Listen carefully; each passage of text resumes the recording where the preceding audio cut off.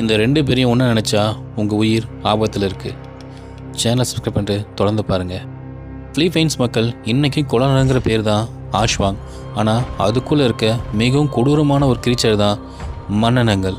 ஆஷ்வாங்கிறது பேயோ ஆவியோ கிடையாது, மனித ரூபத்தில் வாழ்கிற ஒரு டேஞ்சரஸ் க்ரீப்பி குரூப் தான் அது.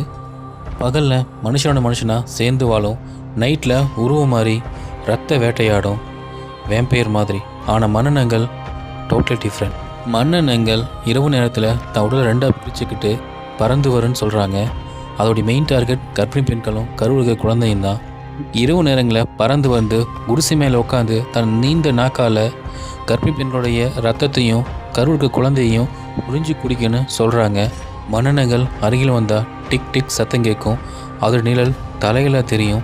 இதனால தான் பிலிப்பைன்ஸ் கிராமப்புற மக்கள் உண்டு சில புனித சின்னங்களை வச்சு இன்றைக்கும் தூங்கிட்டு இருக்காங்க. ஒன்று மட்டும் உறுதி, எல்லா மன்னனங்களும் ஆஷ்வாங்க தான்.